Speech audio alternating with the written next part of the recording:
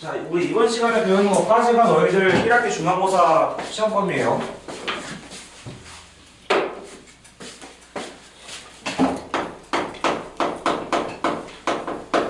자, 제일 처음 이제 뉴런에 대해서 배워볼 건데, 자, 뉴런에 대해서는 너희들 중3 때만 배운 적 있을 거예요. 그쵸? 그래서 그때 배웠을 때 무슨 뭐 운동신경, 감각신경 이런 거 배웠고요. 뉴런의 구조에 대해서도 신경세포체 이런 거 배웠을 거야. 그치? 그거 다시 배워보는 거야. 자, 그럼 뉴런을 배우기 전에는 일단 뉴런의 정의에 대해서 먼저 알아야 되는데,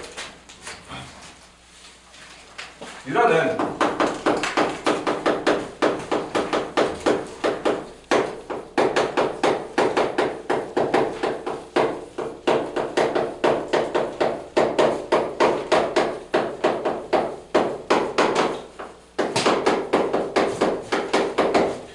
신경계를 구성하는 구조적, 기능적, 기본 단위를 이제 뉴런이라고 합니다.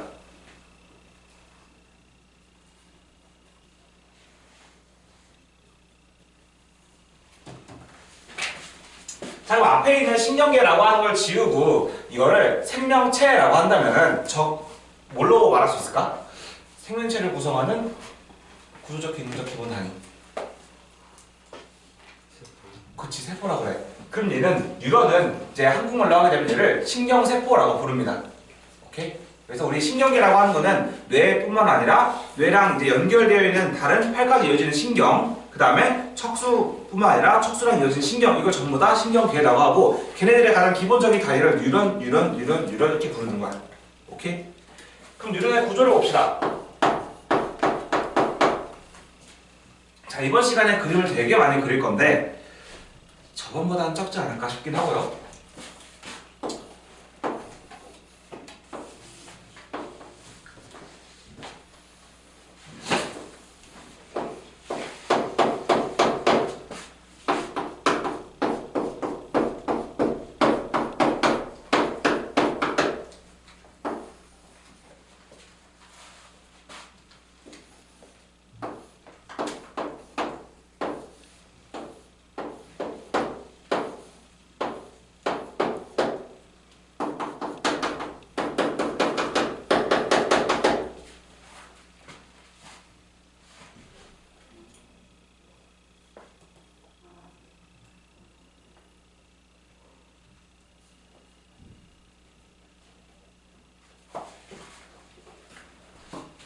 그림 영상 타입. 그리겠는데요. 왜? 그림은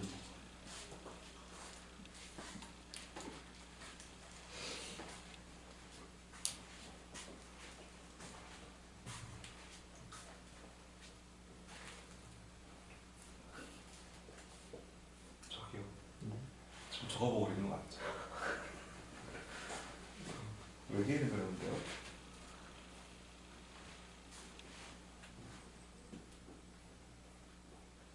잘 그리네? 안에 좀 안 찍었다.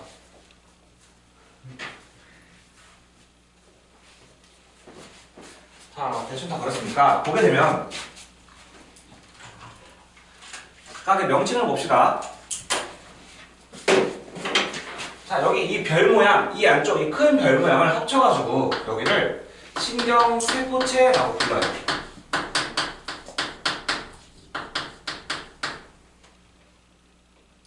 그 다음에 신경세포체 주변으로 나뭇가지처럼 매달려 있는 거, 이것들을 가지돌기라고 부릅니다. 나뭇가지돌기에서 나온 못을 뺀 거예요. 가지돌기. 그 다음에 요거, 이 원기둥 모양, 얘는 지금 이 줄기 같은 이 선을 얘가 감싸고 있는 구조가 되고요. 얘는 마리집이라고 불러요.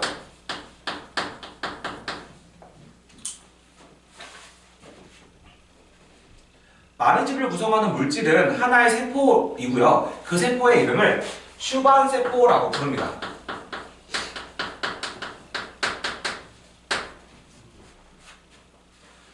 그래서 지금 이 그림에서는 한 개의 뉴런, 신경세포와 그 다음에 세 개의 슈반세포가 있기 때문에 총 4개의 세포가 있다라고 말할 수 있고요. 그 다음에 이 마르집과 마르집 사이, 여기도 부르는 용어가 존재하는데 여기를 부르는 용어는 비의 결절이라고 부릅니다.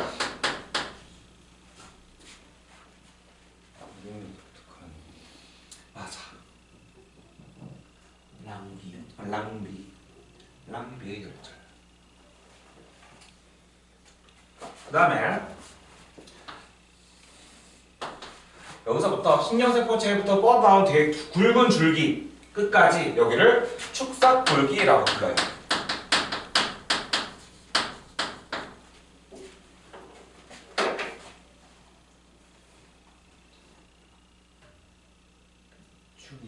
축삭돌기. 그래서 이 축삭돌기의 끝부분, 이 부분을 축삭돌기 말단이라고 부르는 경우도 있습니다.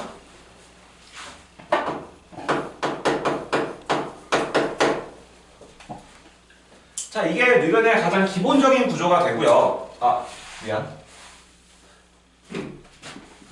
이 신경세포체랑 역할을 안 했네.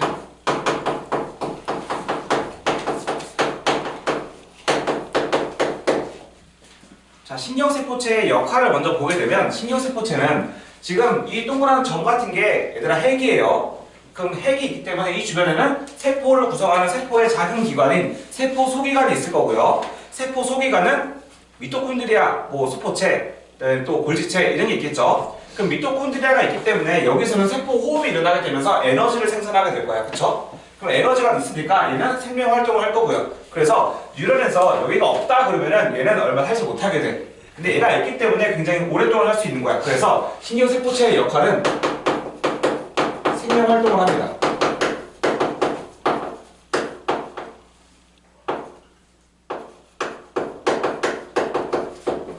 생명활동 유지 역할.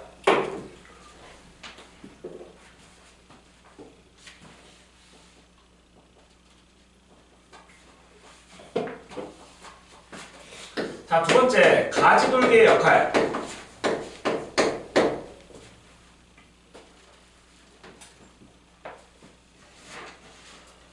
가지돌기는 지금 얘는 자, 왼쪽에서 어떠한 신호가 올 거야. 그럼 이제 우리 생체 내에서의 신호를 흥분이라고 표현을 하고요. 그럼 흥분이 올 겁니다. 아니면 자극이 올 거야. 그럼 자극이 오게 되면은 이 가지돌기는 그러한 자극, 흥분, 전기적 신호를 받는 역할만 하게 돼요. 받고서는 다시 일로 보내서 일로 전달해주는 역할을 합니다. 그래서 가지돌기는 사방에서 오는 신호를 받기 위해서 이런 식으로 진화가 됐고요. 그래서 역할이 자극을 받는 역할을 해요.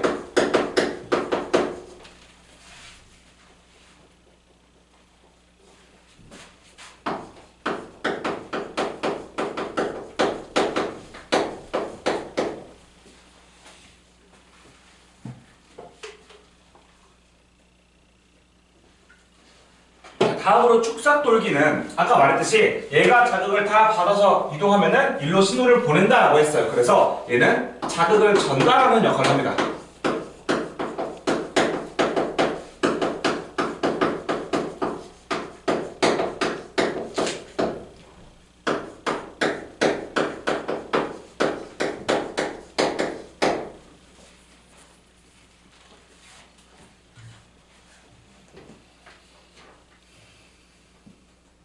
네 번째. 자, 마리즘의 역할은 아까 말했듯이 슈반세포라고 하는 건로 이루어져 있고, 이 슈반세포는 거의 다 지방층이 굉장히 많아요. 그럼 우리 지방층이 많다라고 하는 건 고무와 같은 재질이라고 말할 수 있고요. 고무는 전기가 통해 안 통해? 안 통하죠. 그래서 마리즘을 둘러싸여 있는 이 구간은 전기가 통하지 않는 구간이야. 전원체 역할을 하게 돼요. 그래서 전기적 신호가 오게 되면은 전기가 이렇게 갑니다. 이 그림 망친다. 갑니다. 하고 여기서 약간 전기가 안 흘러. 그래서 여기다 점프해. 흘러. 점프해. 흘러. 점프해. 이런 식으로 신호 전달을 빠르게 만들어주는 역할을 하게 돼요. 그래서 얘는 전원체 역할.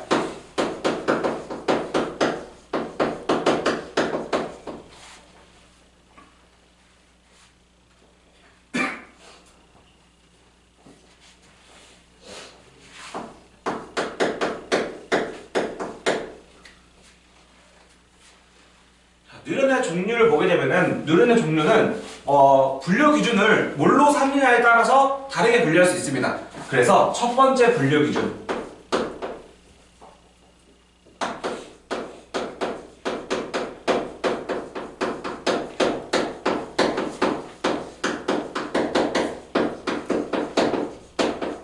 마리집 유무로 처음에 분류를 해요. 마리집이 있냐 없냐로 분류하게 되는 거고요. 그래서 어떻게 분류하냐? 첫 번째, 마리집이 있는 유련을 그냥 마리집 유련이라고 불러요.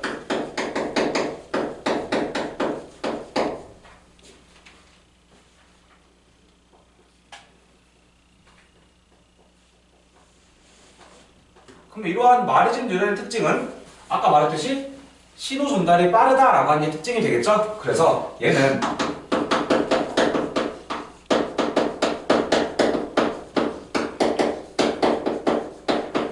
신호 전달이 빠르다라고 하는 게 특징.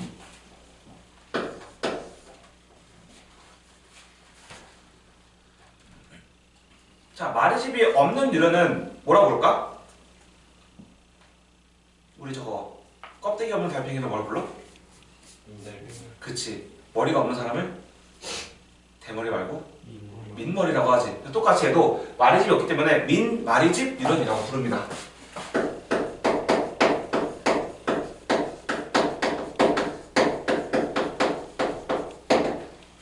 마리집이 없으면은 정조 신호가 여기마저도 천천히 지나가야 돼. 그러면은 전도 여기서 여기까지 가는 속도가 느려지겠죠? 그래서 얘는 신호 전달이 느립니다.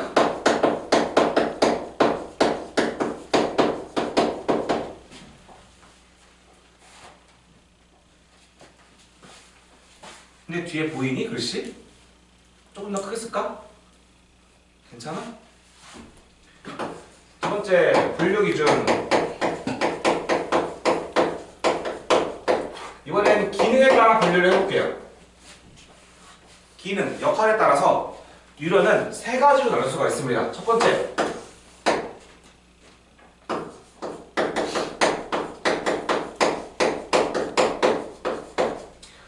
구심성 유련이라고 하는 걸로 나눌 수 있는데, 이 구심성 유련은 너희들이 잘 알고 있는 감각신경과 똑같은 아이야.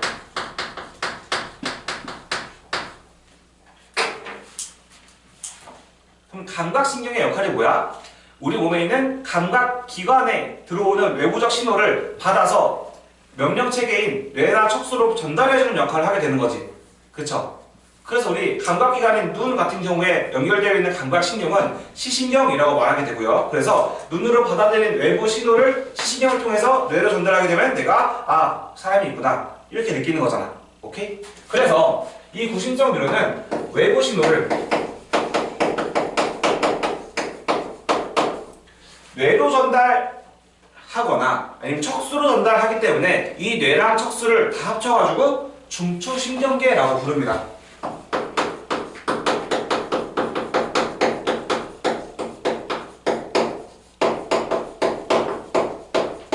중추신경계로 전달해줘요.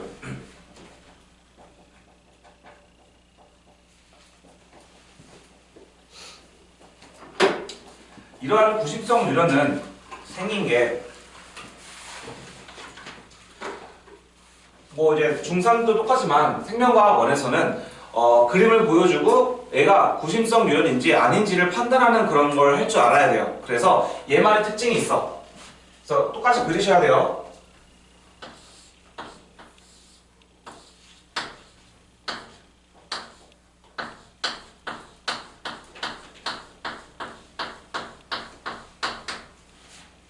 이게 구심성 유련이야.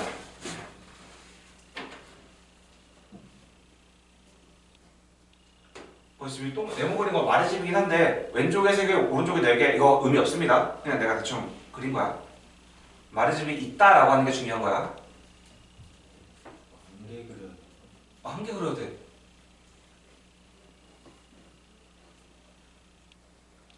자, 그럼 이렇게 생긴 구심성 유련의 특징을 보자. 지금 이 동그라미라고 말하는 게 여기 나와 있는 신경세포체를 의미하는 거야. 얘를 좀 압축해서 그리는 게 지금 이 아이가 되는 거고요. 그래서 지금 구심성 유련은 신경세포체라고 하는 게 축삭돌기 중간에 나와 있습니다.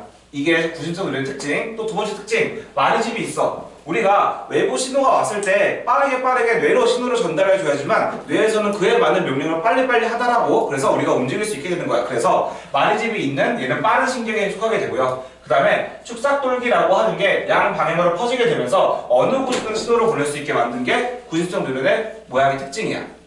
오케이? 두 번째.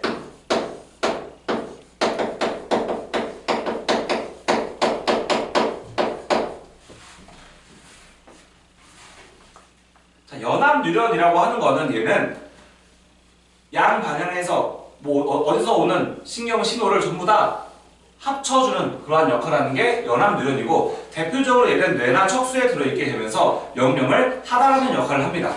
그럼 얘가 지금 외부 신호를 중추신경계로 전달한 다음에 연합 뉴런에서는 명령을 하달하는 역할을 하고 나중에 이 명령을 수행하는 애가 나오겠죠. 그래서 역할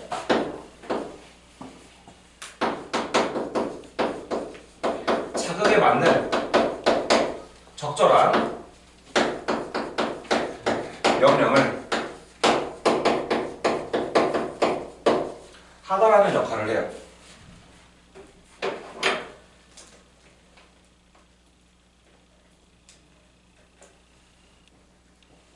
그럼 자극에 맞는 적절한 아주 적합한 명령을 내리기 위해서는 빠르게 해야 돼? 아니면 신중히 해야 돼? 신중히 해야겠지. 그래서 얘 뉴런의 특징은 마리집이 없습니다. 최대한 오랫동안 생각을 해야 돼. 그래서 신호가 천천히 흘러야 돼. 여기까지 이해됐니? 아직까지는 뭐 엄청 어려운 게 없을 거예요. 세 번째.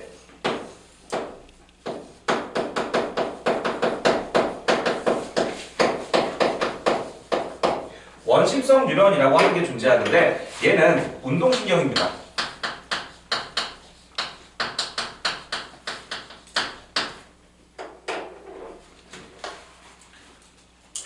그럼 운동신경이라고 하는 건 운동하는 신경인 거죠. 명령을 수행하는 역할을 하게 됩니다. 그래서 얘는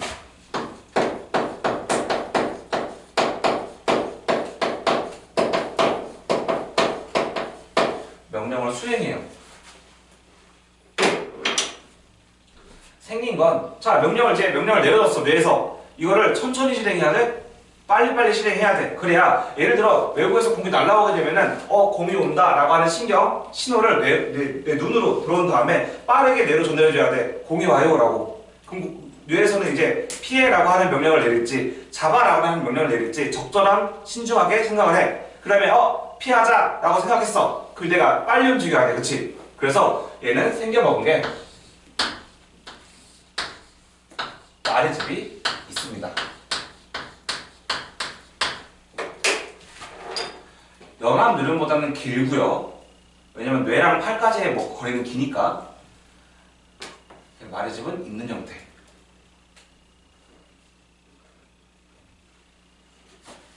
근데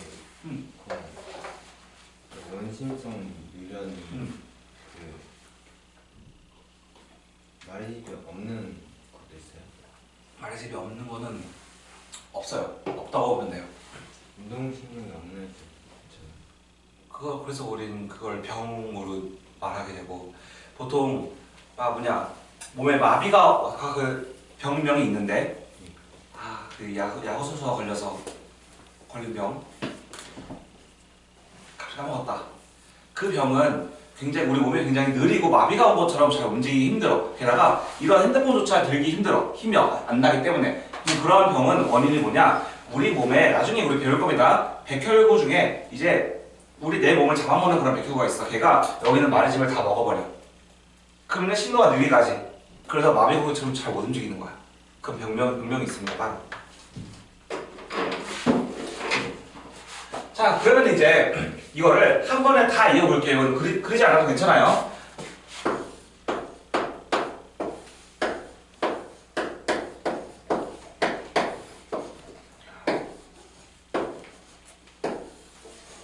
자, 이런 식으로 안 그래도 괜찮아. 자, 감각신경, 외부에 신경이 들어오게 되면은 자, 일로 들어와. 가지로 여기 있으니까 일로 들어와. 그 다음에 쭉 가. 명령을 뇌로 전달해. 뇌에서 생각해. 그다음에 명령을 하달해. 그다음에 여기서 근육이 움직여. 이런 식으로 항상 우리 신호라고 하는 거의 방향성은 구심성, 연합, 원심성 뉴런으로 내려가게 됩니다. 오케이?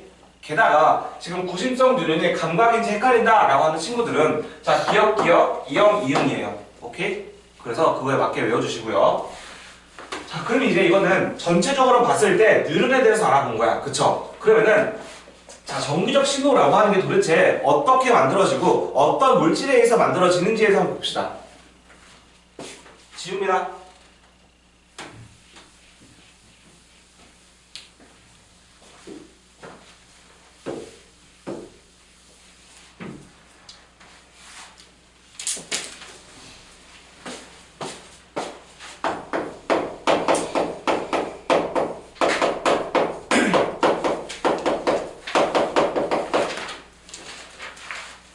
자, 뉴런에서의 정기적 신호를 우리는 흥분이라고 말을 했고요.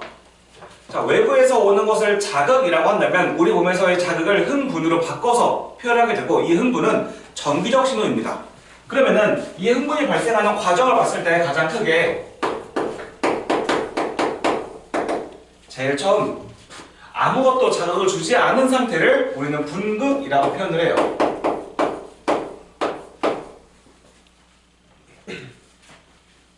분극 상태일 때는 아무것도 자극을 받지 않는 상태, 편안한 상태. 그래서 얘를 다른 말로는 휴지 상태라고 표현을 합니다. 그 다음에 자극을 줬어. 자극을 주니까 분극이라고 하는 거에서 이제 벗어나기 시작해. 그치? 그래서 탈분극이라고 표현을 해요.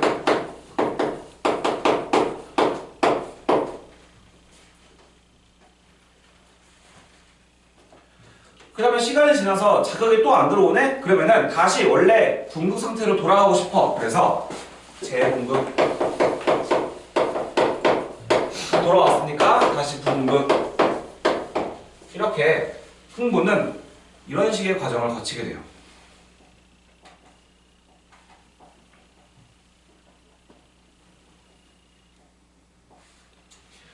근데 이 과정이 지금 뉴런에 있는 추적돌기 전체에서 일어나는 게 아니라 한 지점에서 일어나는 걸 지금 보여주고 있는 겁니다. 예를 들게 되면 자, 이렇게 추적돌기가 있어. 오케이? 그러면 내가 자극을 줬어. 자극을 주게 되면 이 지점에 해당되는 곳이 지금 이 과정이 일어나는 거야. 분극, 탈분극, 재분극, 다시 분극. 오케이? 그 과정을 그림을 그려볼게요. 제일 처음.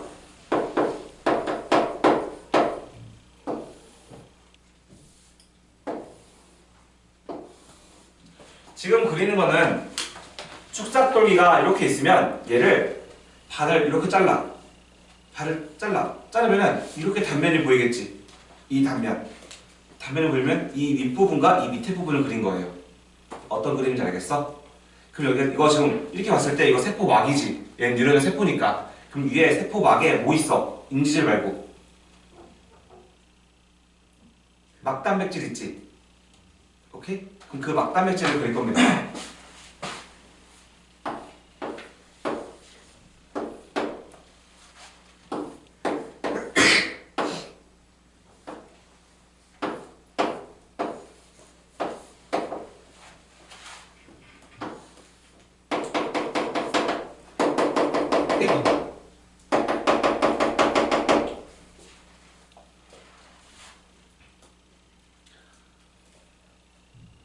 이런 그림 4개 그릴 거예요.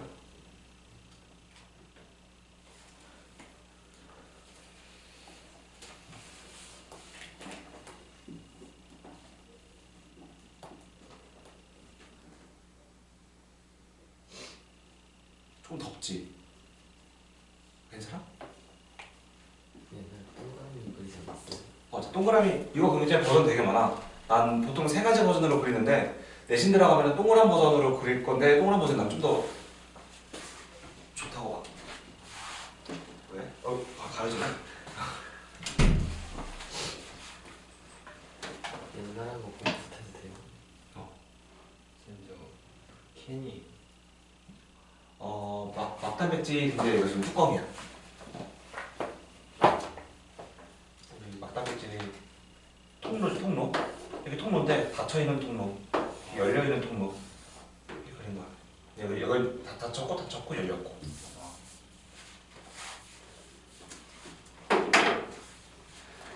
막단백질에는 이름이 있을 거예요, 그렇죠? 그래서 지금 뚜껑이 바깥쪽으로 나와 있는 이 아이의 이름은 나트륨 통로입니다.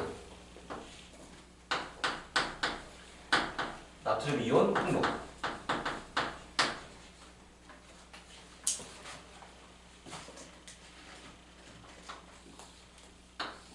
이 두 가지는 똑같은 통로인데 칼륨 이온 통로입니다.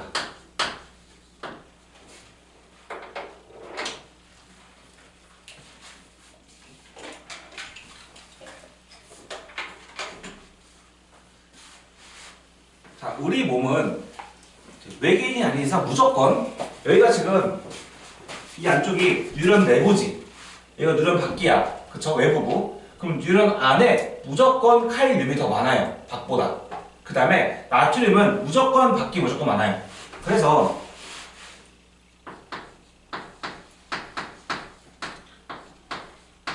자, 대괄호하고 K 플러스 대괄호 닫는 거는 이거 칼륨의 농도를 의미하는 겁니다. 그래서 칼륨의 농도가 밖보다 안이 높고 밖에는 나트륨의 농도가 훨씬 높아요.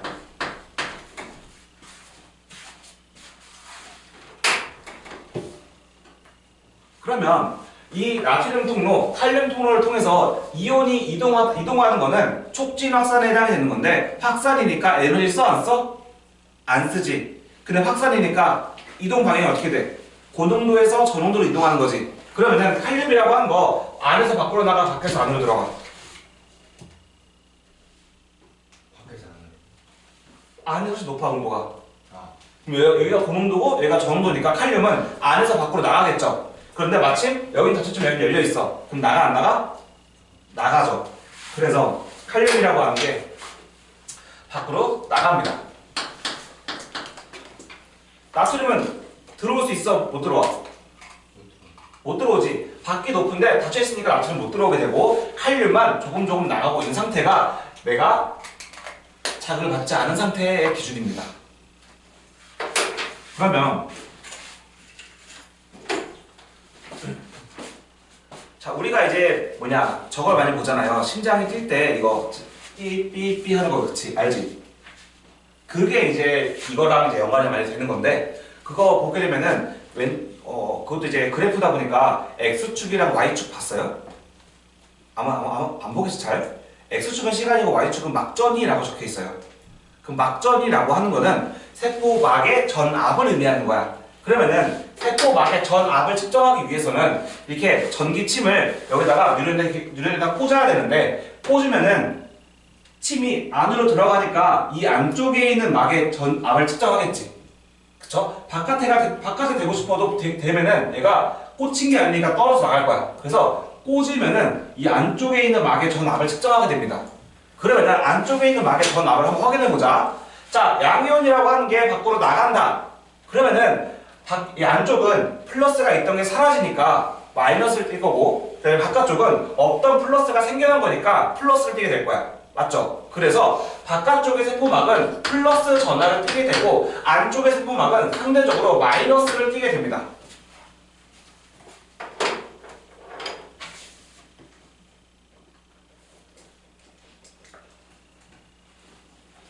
그래서 이러한 궁극 상태일 때 지금 그림은 이러한 상황이 되고요. 오로지 칼륨 통로가 일부 열려 있어서 칼륨이 일부 나가게 되고 그로 인해 안쪽의 세포막은 마이너스를 띠게 되고 그게 최대 마이너스 70mV까지 띄고 있다라고 하는 게 특징이야. 그래서 첫 번째 특징. 지금 나트륨 통로는 닫혀 있고, 그 다음에 일부 칼륨 통로는 열려 있다라고 하는 게 특징이 되고요. 두 번째로는 막전이 값이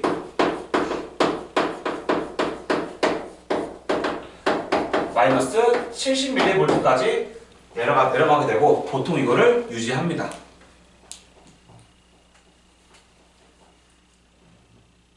일박수 아니었어요? 응? 그래프에 맥박수가 있는 곳도 있고 아닌 곳도 있는데 응급실 가면 있는 거는 또 이겁니다. 그래서 이따 그림으로 보여줄 거예요. 마이너스 70 MV예요. 밀리볼트. 여기까지 이해됐니? 조금 어렵긴 하지만 어려울 수밖에 없는 게 여기가 이제 킬러 파트니까 당연히 어렵고요. 그래서 한 2번 정도는 들어야지만 이제 이해되고 문제를 풀 수 있는데 문제가 좀 많이 여기는 어려울 거예요. 그래서 클리닉을 오라고 하는 게 클리닉 시간 때 여기에 관련된 킬러 문제 한 문제를 1대1로 풀어줄 거예요. 그래서 풀어보고 너희들이 한번 스스로 풀게 내가 프린트물 따라줄게. 오케이? 자, 2번째 분구 끝났어. 이제 자극을 줄 거야. 자극을 주니까 탈분목이 맞네. 그럼 또 그림을 그려보자.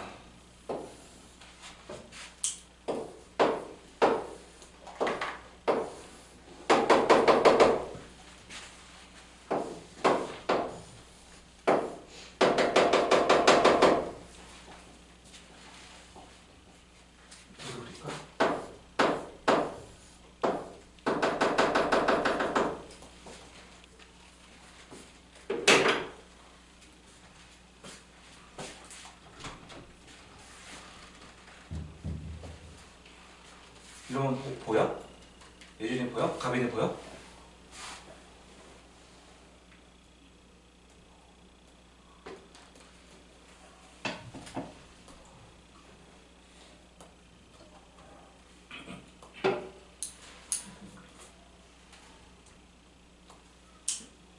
예준아 이해돼? 너 나랑 3번째 아니야? 아 당연하죠. 그치 이해 잘 돼? 당연하죠.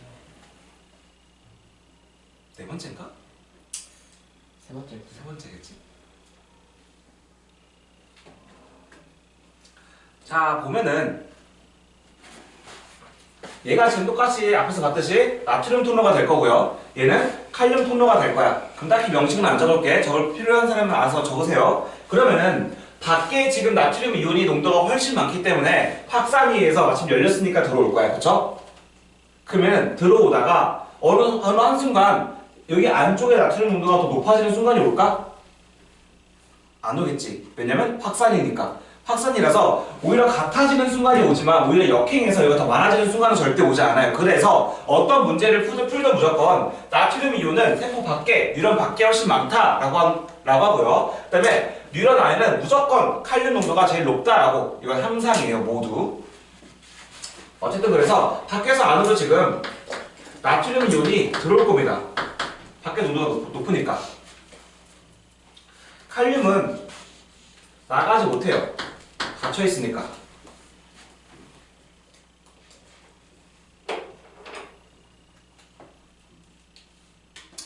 그러면 나트륨이라고 하는 게 막전압을 보자. 막전이. 여기 없던 양이온이 얘 때문에 생겼어. 플러스를 띄겠지. 양이온이 사라졌어. 상대적으로 마이너스 띄겠지. 그래서 안쪽이 플러스를 띄게 되고요. 바깥쪽은 마이너스를 띄게 돼요. 그럼 여기서도 원래 지금 칼륨이 나가면서 안쪽은 다 마이너스, 여기 마이너스, 바깥쪽은 다 플러스를 띄고 있었는데 마이너스랑 안쪽이 마이너스에서 플러스로 증가하고 있어. 그쵸? 분극을 탈피했어요. 탈분극을 부르는 거야. 얼마큼 높아지냐? 플러스 30mV까지 높아집니다. 그럼 얘의 특징. 나트륨 통로는 모두 열려있고 칼륨 통로는 모두 닫혀 있어요.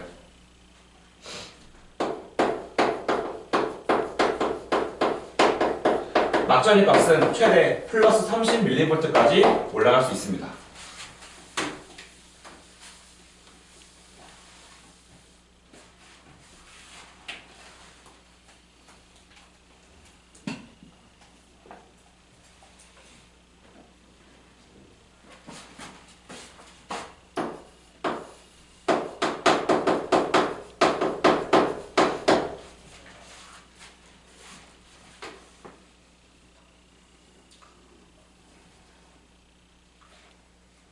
혹여나 이해 안 되는 거 있으면 뭐 수업 끝나고더라도 쉬는 시간이더라도 나한테 말해요. 내가 다시 설명해 줄게. 자, 재분극은 다시 플러스 30을 찍고 다시 원래 분극 상태인 마이너스 70으로 돌아오려고 하는 현상이 재분극입니다. 그러면은 자, 다시 마이너스를 띄기 위해서는 안에 갖고 있던 양이온을 내보내야 돼. 그쵸? 그런데 나트륨을 내보낼 수는 없어. 맞지? 왜냐면 밖에 나트륨 농도가 훨씬 높으니까. 내보내려면 ATP를 써야 돼. 근데 칼륨이라고 하는 걸 다시 여기 열고 열면은 빠르게 나가버리겠지. 그러면서 빠르게 마이너스 70으로 돌아올 수 있겠죠? 그래서 제분국은 나트륨 통로로 닫혀있고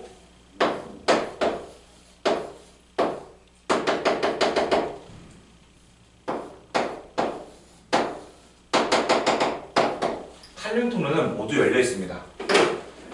열로도 들어오고, 열로도 들어오고.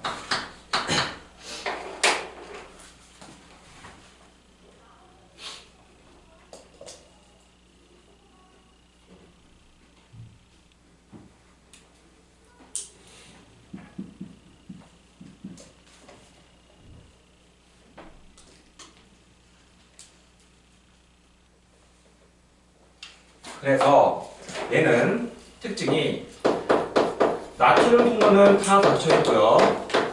그 다음에 칼륨 통로는 다 열려 있다라고 하는 게 특징.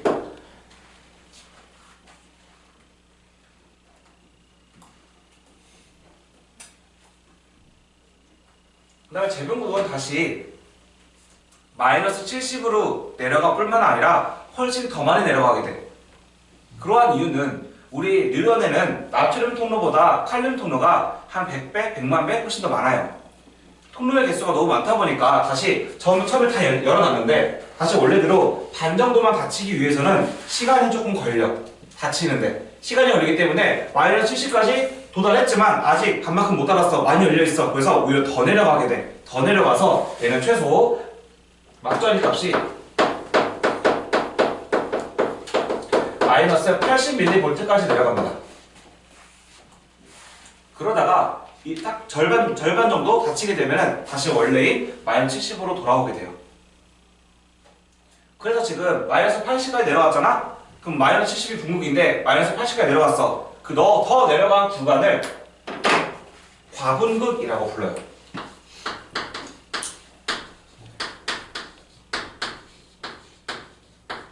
여기를 과분극이라고 부릅니다.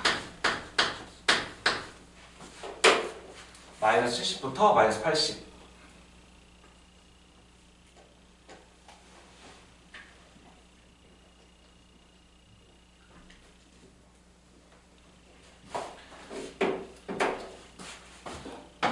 네 번째, 분극.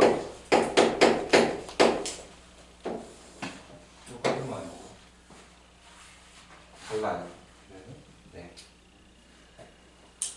사실 여기 모든 과정에 내가 막단백질을 하나 빼고 그렸어.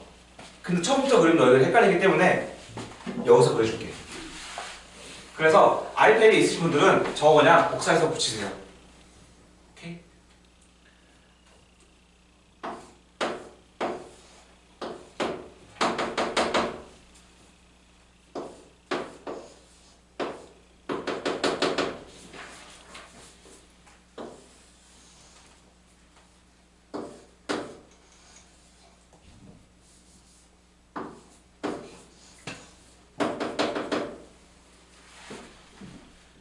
하나가 추가됐죠? 포스트잇 있으세요? 포스트잇? 포스트잇 지금 없지? 필요해? 자리가 A4지 내가 세 장 주지 않았니? 한 장에 다 처리하는 편에서 아 어차피 저거 그래프도 그렇게 알잖아 말고.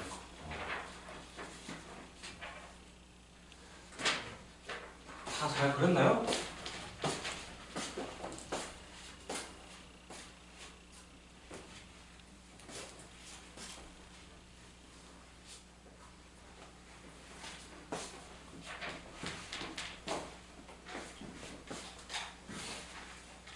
자, 지금 여기 왼쪽 밑에 있는 동그라미는 뭐냐? 얘는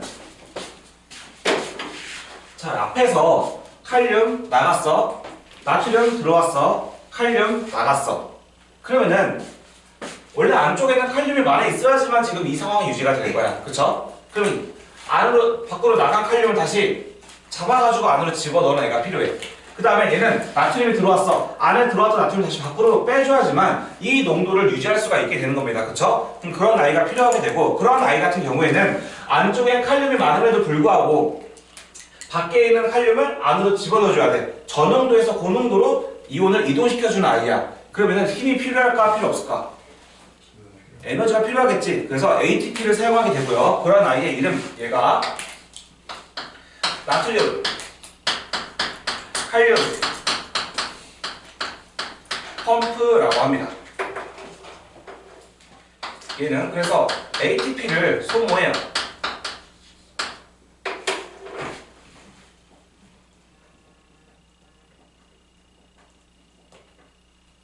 그래서 얘 이온의 이동을 보게 되면은 나트륨은 무조건 밖에 많아야 돼. 그래서 안에 들어왔던 나트륨을 밖으로 내보내주고요. 그 다음에 밖에 나갔던 칼륨을 다시 붙잡아가지고 안으로 집어넣어줘. 예를 들어서 얘는 저농도에서 고농도를 이동시켜준 거기 때문에 ATP를 소모하게 되고, 얘는 분극 상태일 때 탈분극, 재분극 어느 순간에서 얘는 항상 작동하는 아이야. 얘는 무조건 작동해. 오케이? 그림이 없어도 얘는 무조건 작동해. 오케이? 게다가 여기서 많이 헷갈리는 문제가, 자, 분극 상태일 때 칼륨은 칼륨 통로를 통해 이동한다. 맞는 말? 맞는 말이지? 분극 상태일 때 칼륨은 칼륨 통로를 통해 이동한다. 맞는 말. 근데 이렇게 물어봐요. 분극 상태일 때 분극 상태 나트륨은 이동할 수 있다. 그러면 이거 봤을 때 안 될 것 같지만 얘 때문에 이동하는 거지. 또 다른 말로는 분극 상태일 때 나트륨 통로를 통해 이동할 수 있다. 맞는 말? 아닌 거지. 그쵸? 그래서 얘를 통해 이동하는지 얘를 통해 이동하는지를 파악하시고요. 그냥 이동한다 라고 하게 되면 얘 때문에 무조건 이동하게 되는 겁니다. 오케이? 10분 쉬었다가 하면은 우리 지금 한 지점을 본 거잖아? 그럼 한 지점에서 다른 지점은 어떻게 변하는지에 대해서 보자.